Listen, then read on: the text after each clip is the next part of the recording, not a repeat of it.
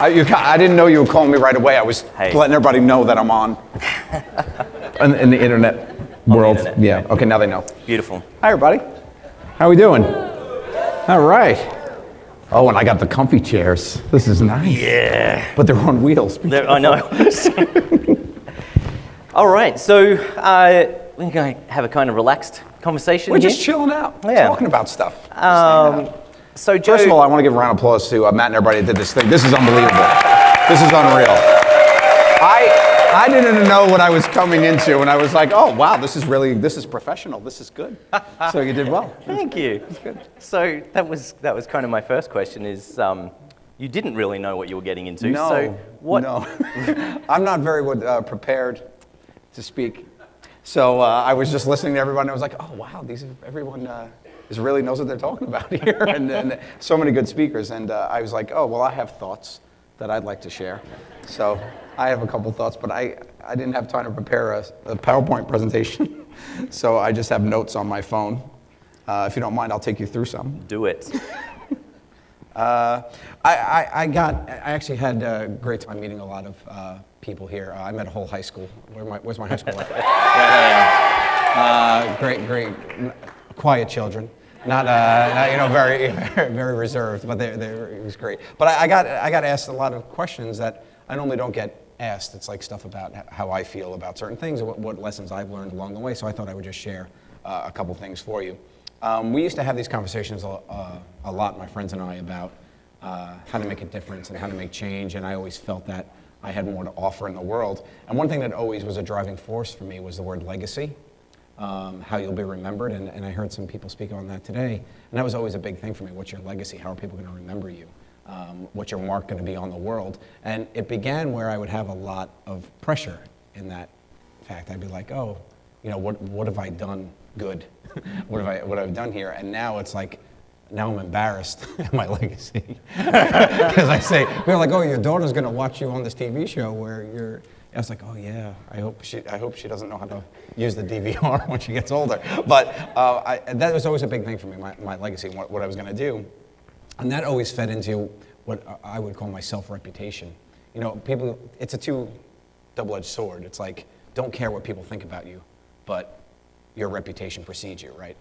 Like, so it's kind of hard to find the right balance there. And I always thought the best critic would be yourself, because change yourself for the better, identify what about you sucks.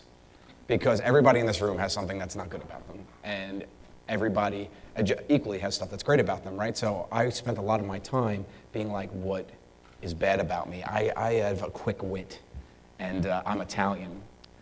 So, so those two together, and I have a Sicilian temper sometimes. So I would find it very easy to break people down quickly and make them feel bad, and at the cost of making myself look good and making people laugh. And it started in high school when I was, I was not this cool, calm, collected person you see before you. In high school, I was very, very geeky. I was on the math team.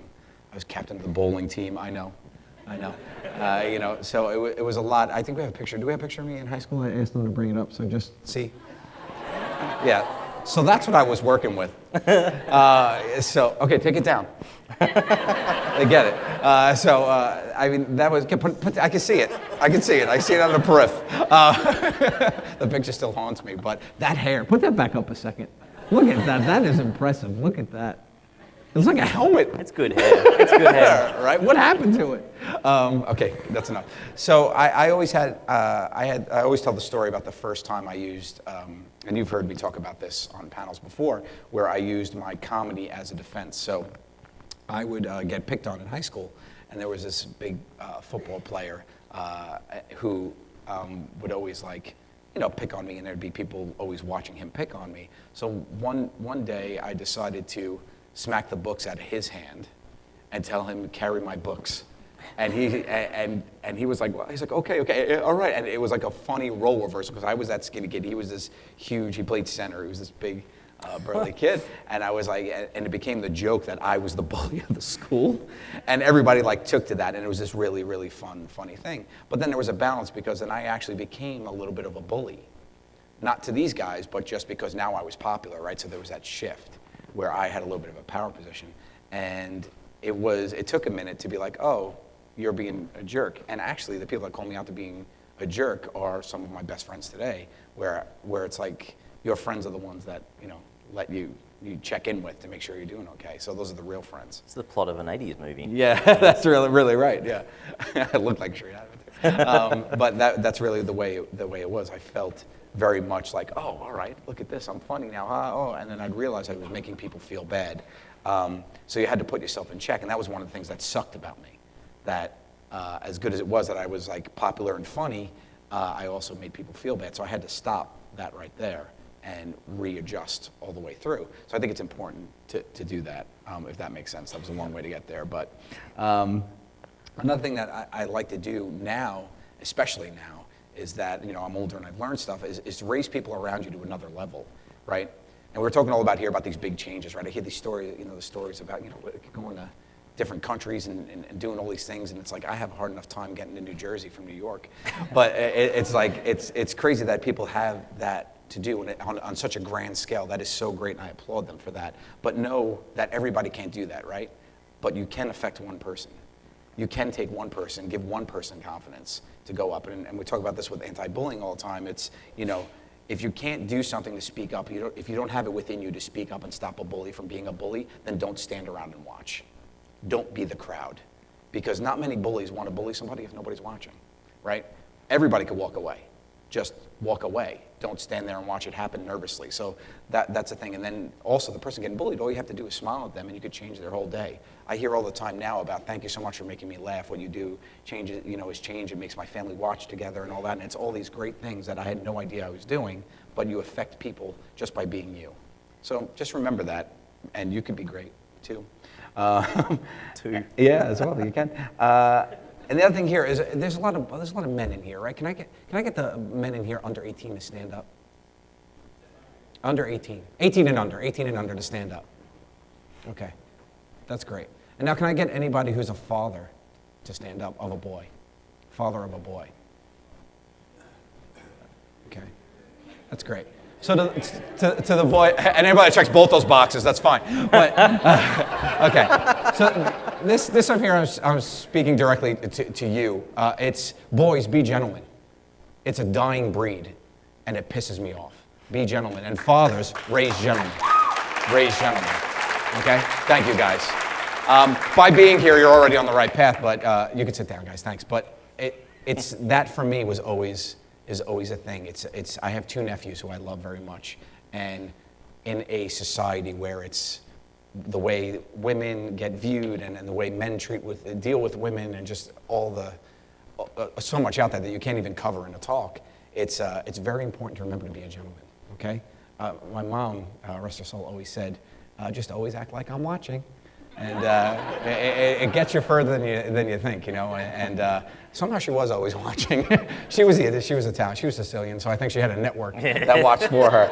But I think it's very important to be proud to be a gentleman. Be proud to be the guy that's treating the women with respect. Be proud to be the one that people are making fun of because you treat people correctly. It's important, and you'll learn that later in life too, where it's important to be that way. Well, thank you. Am I going too long with this thing? Go. All right. I'm sure they hate listening to you. Another thing that, as from that, that geeky self growing up, I had my father had bought me a poster, and it was you remember those old inspirational posters? If you're older, you might remember. There was these old inspirational posters that were such a money grab. Like they put a picture of like a leaf, and it'd be like, "Nature loves you, love nature," or like it'd be like all this weird, like it'd be like a lion, and it's like be proud of your pride and stuff like that. But I had one that was he had the lion one. Matt definitely had the lion one. It was a fighter jet that was raising above the clouds, and there was two other jets by it, and it was a really, really pretty picture. And on the bottom it said, "Winners surround themselves with winners." And I hung that on my wall, and I always look at that. And then I like to make sure that people know that there was a point where there was no one around me, because I got rid of all the losers. I spent a good 2 years of my life with no friends, and that's good, because there was nobody worthy of my friendship and nobody worthy to be in my circle. where I would always take that to heart. Don't be afraid to walk away from people if they're not adding value to your life. Try so hard to change somebody, but there's going to be a point where you have to realize, okay, I can't change this person for the better. They're not in my life. It's okay. It's okay. You can't be friends with everyone. You know, I have a tight-knit group of friends throughout my life. And then that circle, it changed multiple times. You'll find friends, they'll leave your life. You know, this high school, you have your best friends for life, which you feel like. There's going to be some that are going to fall away. There's going to be some that are going to be with you your whole life.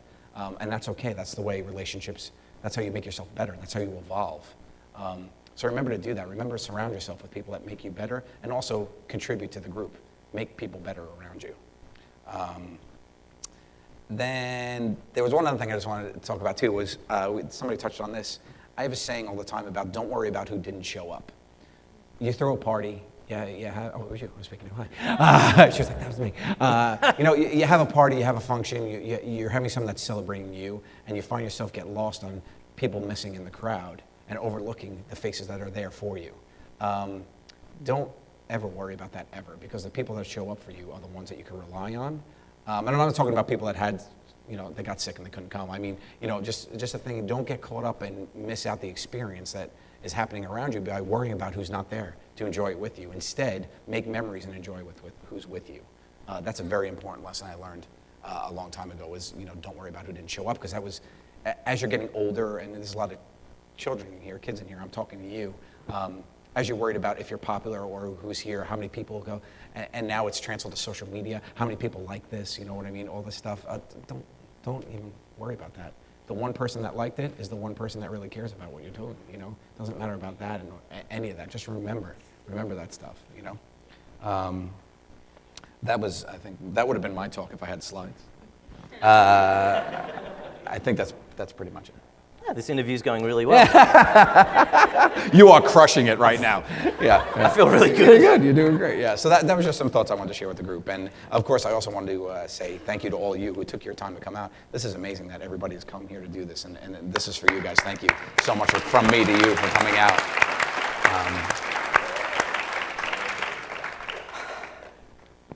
Well done. What's next? So I think it's interesting that you didn't really do the research and.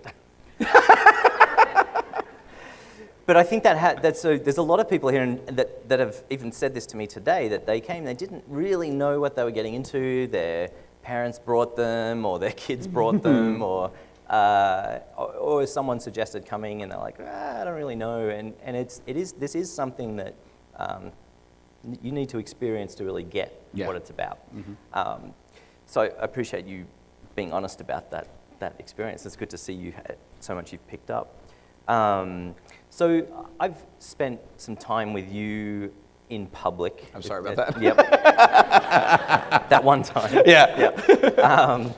But so at big events, so New York Comic Con and San Diego Comic Con, and watching you.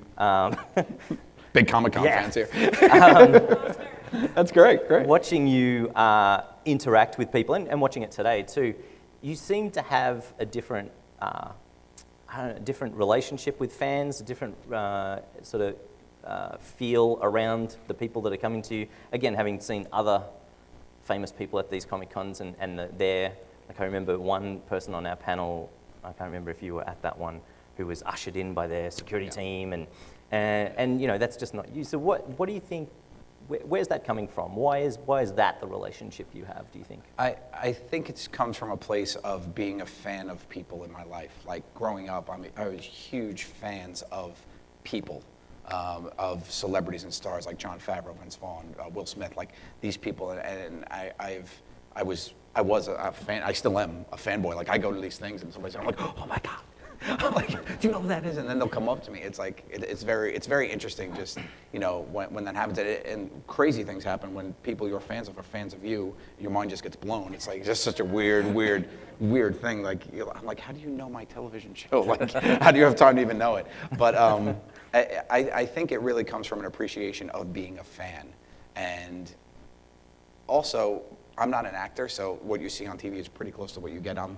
Pretty much as crazy as you see me on television. That's pretty much a good representation of my personality. I'm kind of just like, mess with anybody, have a good time, make people feel good. It's just that, and again, I'm Italian. So there's that whole thing, you know, there's always an extra place set at the dinner table. But I think it's definitely an appreciation comes from having fans, the appreciation of having fans comes from being a fan myself. And I think that's definitely important. And it's also very important that, I became famous later in life. I wasn't one of these, 12-year-old YouTube kids that all of a sudden runs the world. I was, was 35 before anything happened. I'm already the kind of man I'm going to be. So I think that helps too. Yeah. So we've had a few speakers talk about the importance of teams, and you've just brought it up as well, that the people you surround yourself with. So you've got this team on the show of lifelong friends. Mm-hmm. And you're doing some pretty high intensity kind of production, you're spending a lot of time with each other. What are some tips, some secrets that you can share about how to keep that group going? Keeping in mind the idea that you went a couple of years without anyone is really, like, that kind of blew me away. That's a really impressive thing. If you're listening, man, what an example. If you're surrounded by negativity, just get rid of it and be yourself. Yeah. But so how can you keep that team close and functioning for people out here? I think the biggest thing is, we talked about reputation and I have a reputation among everybody that knows me closely that you'd never have to guess where you stand with me, which is good and bad, I guess, depending on where you stand with me. But people, I take pride in the fact that people don't have to guess what I'm thinking. And I think that's important, especially in a team where if you have a problem with something, you just go ahead and talk. You just go ahead and just let people know about it, because nothing's worse than something festering in your mind, because your mind always makes stuff worse than it is, too, right? Your mind it plays tricks on you, whatever, it just goes. So you become, if you just let people know where, good or bad, like people, don't take that if I have a problem with somebody. It's also if I have respect for somebody or I like something that someone has done, I will speak up equally as if somebody is bothering me with something. I think that's important. So with the team, to give praise, I could probably give praise more than I give, feedback or criticism about something. But, my dynamic in our team is very much the middleman, because I have an open relationship with everybody, and I consider myself easy to talk to, and I talk to people about anything. So I've become like more of an intermediary, where I'm kind of like a consigliere of people, and I think that's important, just to always let people know where they stand with you. In the beginning, it's hard because then people start thinking like you'll hear you're opinionated, or you'll hear you're hard to please or whatever. But I just always say hold people up to a standard that you would hold them, you want to be held up to, right? I never criticize somebody for something that I think I would do in their situation. But if people are falling flat or underneath what I think I would have done in the situation, I let them know. So I think that's an important part, is to always just speak your mind and be honest. Don't let people don't sit on stuff and let it get in your mind, and also don't let people let them think they know what you're thinking, because it's impossible. No one can know what you're thinking unless you speak your mind. So great. I think that's important. So for the few people in the audience and the people that might be watching this in the future who don't know what Impractical Jokers is, can you give us the 20-word description of what the show is?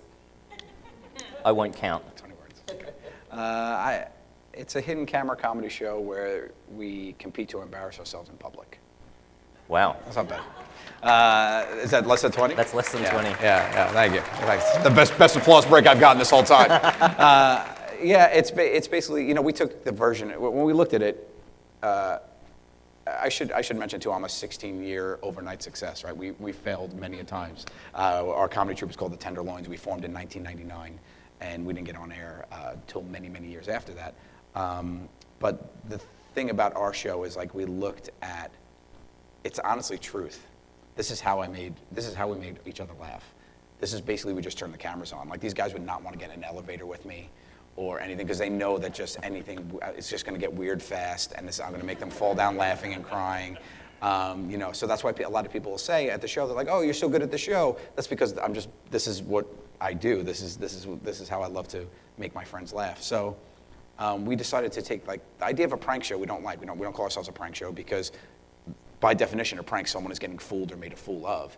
Here, we're making the fools of ourselves or of our friends, because we're all in it, So that's the difference, and I think that's an important difference, to know that we are doing this, we are embarrassing ourselves for people's enjoyment. Right. So that's the difference. And so, I mean, you're doing this in public and interacting with the public, right? So what interested me about getting you here to be part of this is some of the psychology around that and the social experiment piece. So really the show is a social experiment of the sort that academics aren't allowed to do. Yeah. And The whole show, every idea is based on some sort of messing with a social norm. Yeah. Right. So what, and so I've heard that people have written papers about that aspect, the social experiment piece of it. What are they writing about specifically? I don't know. This girl came up to a meet and greet after when we tour. We meet people after the show, and she showed us her paper.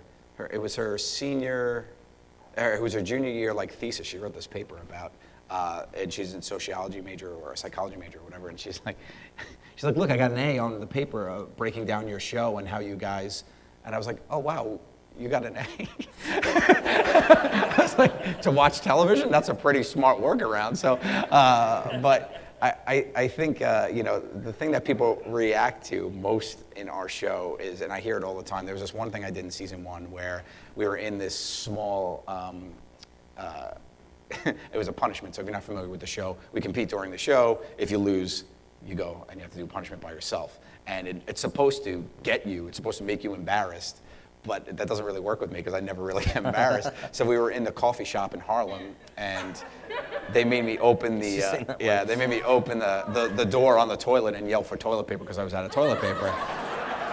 So they tell me what the punishment is, and they're like, all right, what you have to do is you have to go in and you have to say, well, and I was like, oh, okay, and I just leave, and they're like, what? And I'm like, yeah. So I go and I sit down, and I just fling the door open, and I'm like, could someone help me, please? This is the last piece of toilet paper, and, so I shut the door, and then I hear I hear my friends giggling because I have the earpiece, and I can hear them, and I hear it gets dead silent in the coffee shop. So and someone was speaking earlier about doubling down, so I decided to double down. So I swung the door, and I'm like, I know you hear me! And I had one piece. I was like, this is not enough! I need more, please! And I slammed the door. So now the laughter gets even more loud, and the place gets even more quiet, right? So finally, I'm like, all right, forget it. I was like, this is it. So I literally open the door, and I lean out as best I can, and I'm like, this has gotten way too far. And this woman, I was like, because now in my head, I'm like, someone's got to help. People are trying to have coffee, someone's going to help. So finally, I see this woman come out the back, and she's like, I got it. And she comes up, and she gives me a stack of napkins. She goes, I hate when this happens. And she shuts the door. And I was like, she is my hero. She is my hero. So that was probably one of the weirdest, and then that was also season 1, and I was like, you could really get away with a lot, and that has become the thing.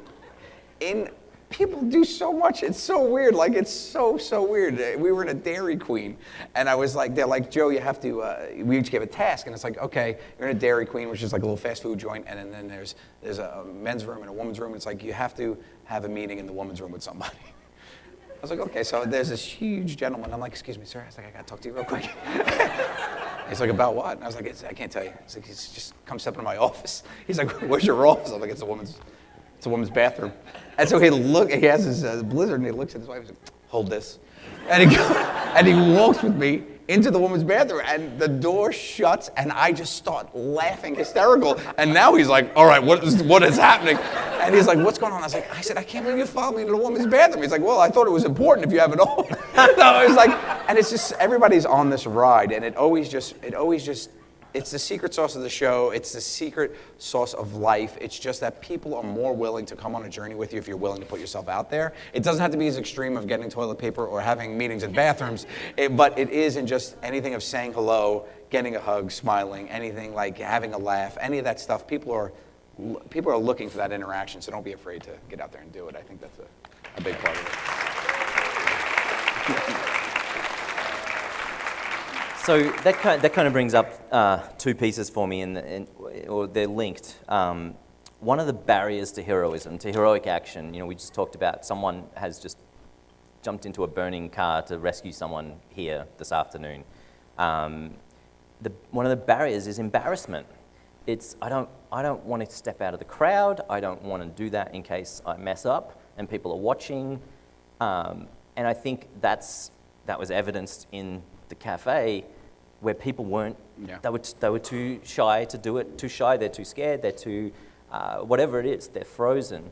So what do you think allows you to overcome that? Is it something that you think happened in growing up? Is it is it a Was I dropped on my head nature? as a child?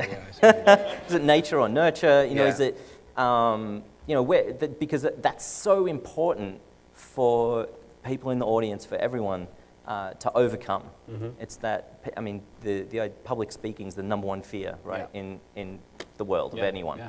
So what can we do to help overcome that public shyness? I think for everyone, honestly, there's not necessarily one answer, but I think there's certain things that help you do it. First thing is don't care what people are thinking about you. I think that's a super huge thing for me. I mean, unless a lot of people are telling you you're a jerk, then you might have to change and go back to see what sucks about yourself. But I think that's a big thing. I mean, we have this running joke with my body confidence about how I think my body looks a different way than it looks. Because I'll always take my shirt off for a laugh and have fun and not care. But I think a big part of it is just, and you have to get to that. You have to get to that moment. I think for me, I always peg it to when I was 12 years old. I was out with my family for Easter Sunday dinner, and we would go to this big Italian restaurant. And my middle sister, Carla, who I hated at the time, but now is my best friend in the world, we didn't get along. I was 12, so that makes her 14, 15. So it's just a weird time in both our lives. And I was that super geeky kid that would always follow her around and annoy her. And we were going to the restroom, and in this restaurant, Bella Vita, there was a step that I didn't see, and so I fell in the middle of this restaurant and took out like hard, one of those falls that's like, oh, he's either hurt but it's really funny, but I can't laugh right now, one of those. I even think I took out part of a waiter, it was a whole thing, it was an epic one of those. And my sister just pointed and was like, it was like one of the real bitchy teen sister, one of those. So I just decided, I popped up and I went, ta-da! And everybody laughed, and I was like, oh, all right, check that out. I was like, that was pretty good. So I honestly think that was the last time in my life I was embarrassed. I think that was the moment where I was like, oh, okay, you don't have to be embarrassed. No matter what happens, you could always turn it to be something. So I think that's the one thing. So you can't really care what people are thinking. Your only person that really judge should be you and what you feel like if you're doing the right thing when it comes to speaking up about something. My next door neighbor, when I always point to 13, 14, 15 years old, because I really think that's where a lot of my transition came. I was in my backyard of my best friend's house, and the neighborhood bully was shooting his clothesline with a BB gun. And I didn't think that was right. And my friend wasn't even there, but I decided to say something there. And I stood up and I was like, you shouldn't do this, it's wrong. Stop it. And he said, make me. And I said, okay. He beat the hell out of me. He broke my nose. I went home bleeding, but still, those clothes, they don't have holes in them. He stopped. Because that's it, yeah, he stopped.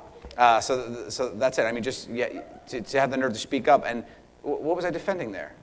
A shirt? Why am I even doing? It's just something wasn't right. Something wasn't sitting right with me. So I decided to stand up and talk in that moment. And then that just gets amplified throughout your life. And the more that you do it, the better you become at it. So if in hindsight, if that wasn't the first time I really spoke up, maybe I would have not gotten in a fight and got my nose broke. But it does come. It's repetition. It's making it part of your core, making it part of the person you are. Be the person that is known to speak out if something is wrong, because then people will listen to you about it. So I think that's part of it.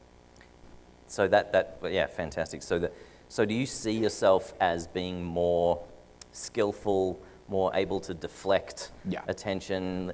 What's changed in practice in the show? So you've had 6 seasons? Yeah, we're filming season 7 now. Season 6, thank you. Yeah, still going. Thank you for watching if you watch.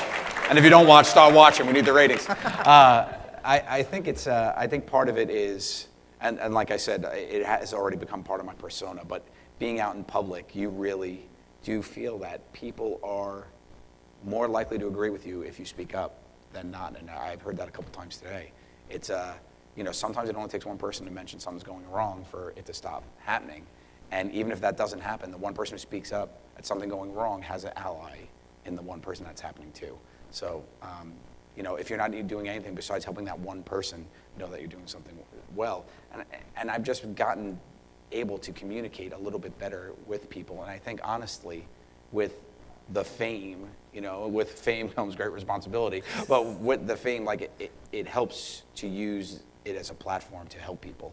And I feel like if you don't do that, you're ignoring a huge opportunity to actually make a real change. So I'm thankful for this opportunity that I get to go out and talk to people and meet people and not just make jokes with my friends, but get out there and help to inspire and make people feel safer and less bullied and better. So.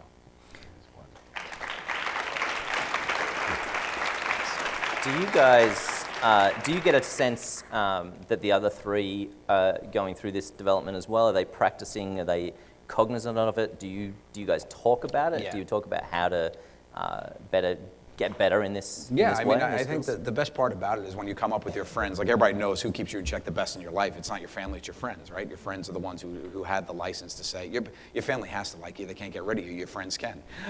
So keeping your friends together, that's a big part of it. Where we keep each other in check, we keep each other's egos in check and stuff, and make sure that we do the most as we can. But also, I think I was at, like, if you put us in like a scale of like where, like, who was the most comfortable in public and just not caring what people think, I definitely was here, and the other guys were like more here. But they've definitely caught up, like Sal, who's on the show.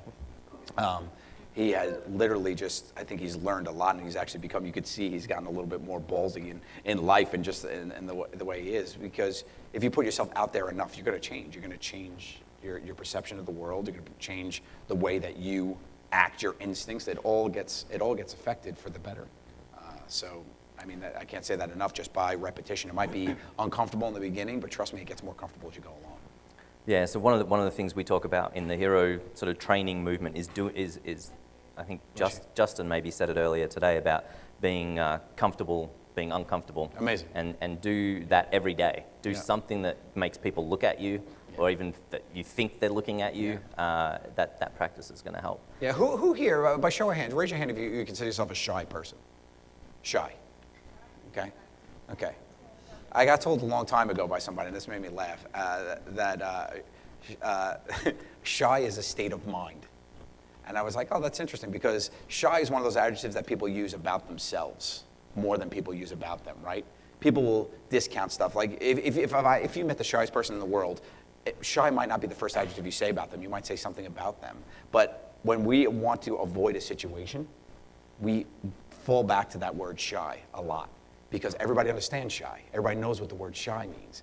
But for me, once you could break past that barrier and just try something that makes you feel like not shy, it's going to be a huge stepping stone for you. So if you categorize yourself as shy, try not to, because I find it to be a crutch more than anything, and it's something we put on ourselves. So just a little something that I learned a little while ago, and I was like, oh, okay. I was never shy. I was just crazy or whatever, but it was just something that someone had said to me it was actually at a Comic-Con. That a girl had come up to me and said, well, I'm shy. Comic-Con again, yeah. That she said she was shy, and she said she feels like it inhibited her, and I was like, well, don't be shy. Yeah. So you mentioned social norms before, and I think that's another thing that acts as a barrier to people stepping up. It's our parents say don't stick your head up and get into trouble. Don't just stay safe. Don't do anything. And you're just blowing that out of the water all the time, right? Yeah. So what's have you had reactions? I don't really know what happens with the show after you've done your bit, but with the people in public that you're messing with the social norms with, have you had reactions from them that kind of talk about, how, again, sort of learning how we might be able to overcome those social norms? Yeah, for the most part, I will say it's all been good. Like, we're literally, 6 seasons in, if you do the math, 26 episodes times how many 3 bits a show. Like, we've done this so many times, thousands of times, and you've always been there in front of a person or two for each one of your turns, right? So at this point, I've messed with over 2,500 people in public. So really what it comes down to is, people in our show, we're always the butt of the joke, so it's fun, it feels good. That's 99% of the time. The problem that we run into is that sometimes you never know what people are going through, right? Some people are just not in the mood for it that day. There could be a reason. There could be a reason why. We had something the other day that was literally the worst reaction we've ever had. It got physical, which never happens on our show. That security had to jump in, which literally never happens. Out of many episodes, it was the first time it happened. But that guy was just having a really bad day, and didn't want to get fitted for a bra against his will. Weird. So he's, who's wrong here? I don't know, but I will say that that's what you learn is that some people, you don't know what people are going through, and that's a big lesson takeaway from me, where somebody could be smiling and behind the smile there's pain, or somebody could be crying, behind the crying is the tears of joy. So you never really know what people are going through. And the only way to really do that is just to get out there and interact with people. So I always find it better to interact with people and give a shot at making a new friend or having a new experience than shying away from it. Yeah, so I've heard you say too that the public always surprises you. All the time. Always. Yeah. So have you got a couple or one? Because we're running out of time. Oh, sorry, I'm talking. Sorry. Yeah, you're talking too much. Have you got an example of someone who just surprised you? Lots, I know. Yeah, lots. I mean, one woman really surprised me. There's a couple. They're quick. There's one. There's a recent punishment where I had to catch balls at Citi Field. Noah Syndergaard, who's a Mets guy, was throwing out signed balls to the crowd. So my punishment was I had to get every ball he threw out. So there's 50 New Yorkers there trying to get balls. I just keep going, getting in front of people. And there's this one woman who had her daughter with her. And I was like, oh, give me your baby. I said, I'll hold your baby and he'll throw it to me because I have your daughter. And she goes, okay. And she just gives me her daughter. I was like, that's an odd choice. That was an odd choice. So that was funny. But people will do that to get a signed baseball, which I thought was odd. But I will say that there is also one where we played this game where we had to keep our hands on people's cars as long as we can. They go into a dry cleaner and there's a car set up. There's a parking spot that we have our cameras set up on, and we have to go, 2 of us at a time, and hold our hand on the car. So when they walk out, there's 2 grown men holding their car. And they have to be like, what? And the competition is don't take your hand off first. So for my idea was I went under the car, and I had my hand on the car, and I pretend I lost my wedding ring. And this guy was like, oh, I'll help you find it. I'm like, no, I'll get my sleeve stuck. And I just kept making up these ideas, and this guy literally got under the car and was pulling me out. And he literally grabbed my legs. He's like, come on, I'll get you out, buddy, you'll be okay. Instead of calling the police, which would have been my first instinct. To be like, there's 2 grown men under my car, So people are more helpful than you think too. So I mean, you do see a lot of good in these scenarios. I do say that people do prove me happy to be a human more than not. So. We are running out of time. We've got 2 more things, though. So our mutual friend Chase would kill me if I didn't bring up your work with the Pop Culture Hero Coalition. Yes. You're wearing the shirt today. Yes. Be kind, everyone. Be kind. So tell us about that. I was fortunate enough to walk by a table at Comic-Con where they had a table set up, and I said, oh, what's this about? And they're like, and they were like, oh, we do talks. I was like, oh, I want to do a talk. And they're like, who are you? I was like, oh, I'm Joe. They didn't know who I was. So I was like, oh, I'd love to partner up and talk about it because I knew I wanted to be in anti-bullying because I was bullied growing up. It sucks. I have nieces and nephews who I talk to all the time about bullying.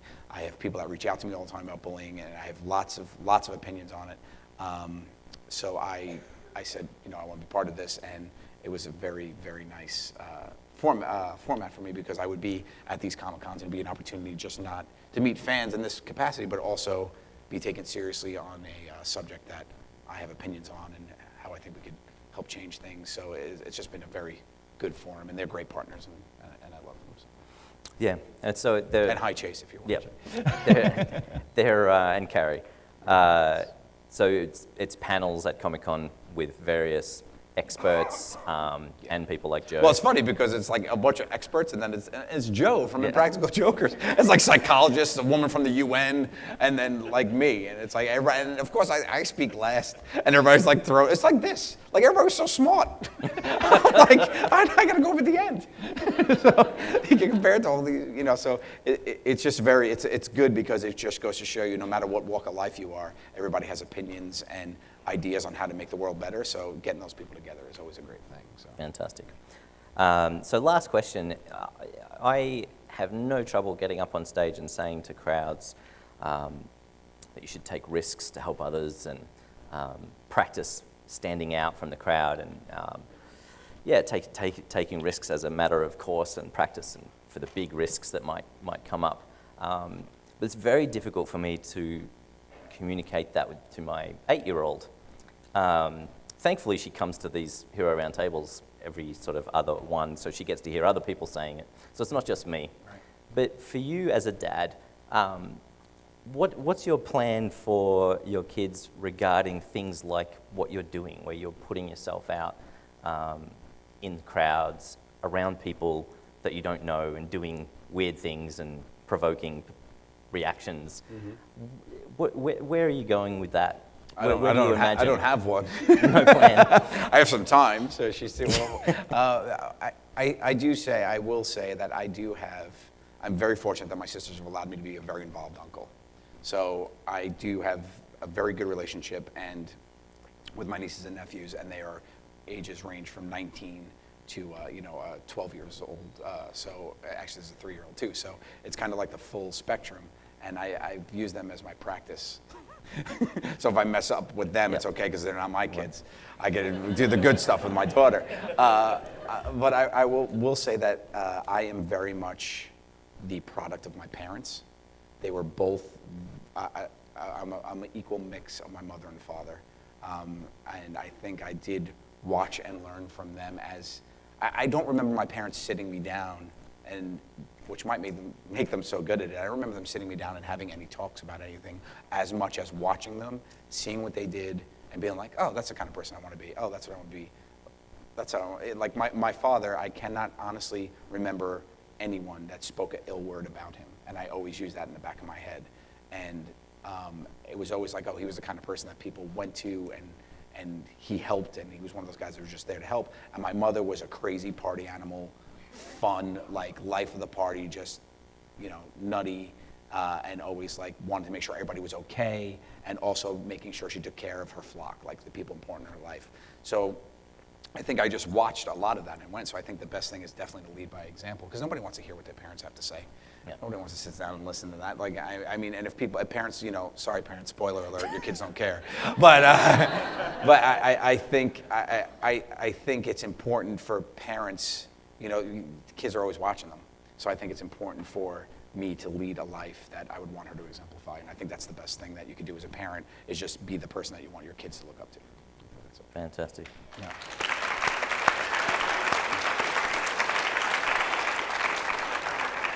So with 1 minute and 55 seconds left. Oh, I went short. You thought I was going to go long. We were supposed to finish 13 minutes ago. Okay, all right, sorry. Sorry, guys. Sorry we went long. Sorry. No one's complaining. Everybody got up and left. I just want to give you an opportunity to kind of close out. You started with some reflections on the day. If you've got any last thoughts to close us out for the day. I would definitely say take this moment as a moment to change and do something, right?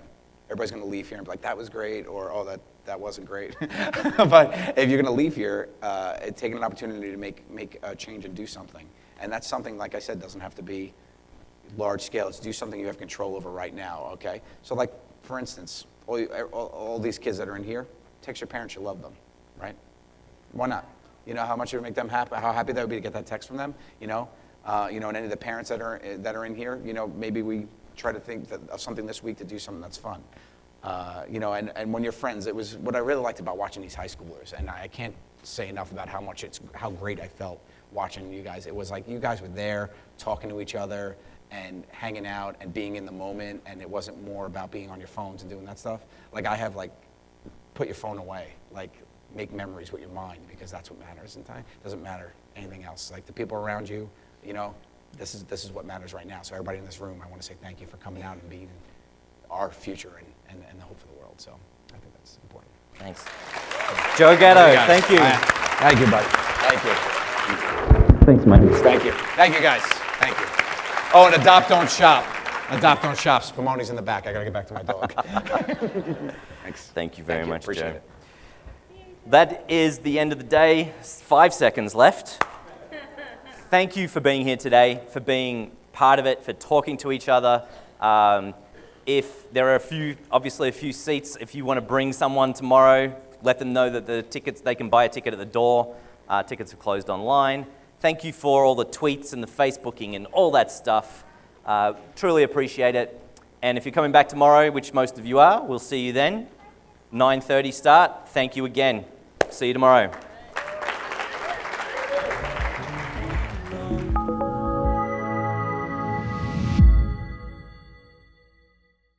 The Hero Roundtables are the global events that ask the question, what is a hero? You've just seen one hero talk. To find more and join the conversation, visit our website or social media.